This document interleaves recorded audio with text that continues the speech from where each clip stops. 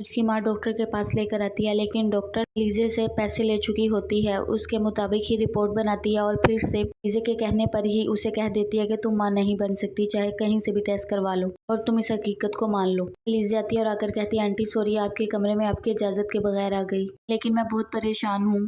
جب پتہ چل جو چکا ہے کہ عروج ماں نہیں بن سکتی، لیکن سلمان تو باپ بن سکتا ہے، آپ دادی بن سکتی ہیں، کیوں نہ آپ اس کی دوسری شادی کر دیں، یہ مشورہ اسے دے دیتی ہے۔ عروج کی دوست آتی ہے، وہ کہتی ہے کہ تم پریشان کیوں ہو رہی ہو، میری ماما کی ایک دوست ہے، وہ ڈاکٹر ہے، اسپیشلسٹ ہے اور تمہیں چیک کریں گی، ضرور کچھ نہ کچھ مسئلے کا حل نکل آئے گا، تم پریشان مت ہونا۔ لیزے گھڑی ساری یہ باتیں سن لیتی ہے، دوست کے جاتے ہی آتی ہے اور آ کر کہتی ہے لیزے کہ میں نے تمہاری ساری باتیں سن لی ہیں، یہ تو ہماری تہذیب میں نہیں ہے باتیں چھپ چھپ کر سننا۔ لیزے کہتی ہے یہ تو ہے نا، جس کی اولاد نہ ہو اسے طلاق دے کر نکال دیا جائے۔ عروج کہتی ہے ہماری تہذیب میں یہ تو نہیں ہے کہ بے اولاد کو طلاق دے کر گھر سے نکال دیا جائے۔ سلمان گھر آتا ہے اور اپنی ماں کو سمجھاتا ہے کہ میں نے مسئلے کا حل نکال لیا، میں بچہ اڈاپٹ کروں گا۔ اس کی ماں کہتی ہے کہ مسئلہ عروج میں ہے، تم میں نہیں، میں کسی غیر کا بچہ نہیں پالنے دوں گی، یہ میرا آخری فیصلہ ہے، میں نے سوچ لیا ہے، تم کوئی بچہ اڈاپٹ نہیں کرو گے۔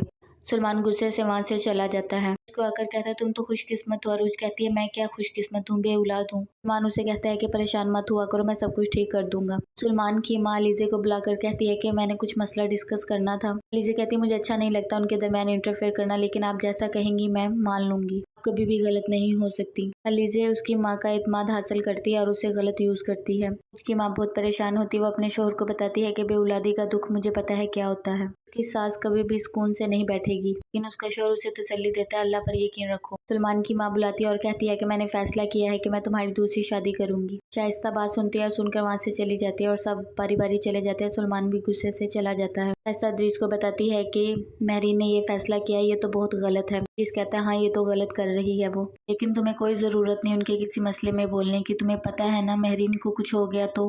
سلمان عروج کو تسلی دیتا ہے کہ شادی بھی میں نے ماما کے اگینسٹ آ کر تم سے کی تھی اور میری مرضی کے بغیر کبھی بھی دوسری شادی نہیں ہو سکتی، تم پریشان مت ہو، میں ایسا کبھی نہیں کروں گا۔ سلمان آ کر اپنے دوست کو بتاتا ہے کہ ماما نے ضد لگا لی ہے، بچہ اڈاپٹ نہیں کرنا، میری دوسری شادی کرنی ہے۔ اس کا دوست کہتا ہے کہ تمہیں عروج بھی عزیز ہے اور آنٹی بھی، تمہیں کوئی مشورہ نہیں دے سکتا، لیکن اللہ پر یقین رکھو، سب بہتر ہو جائے گا۔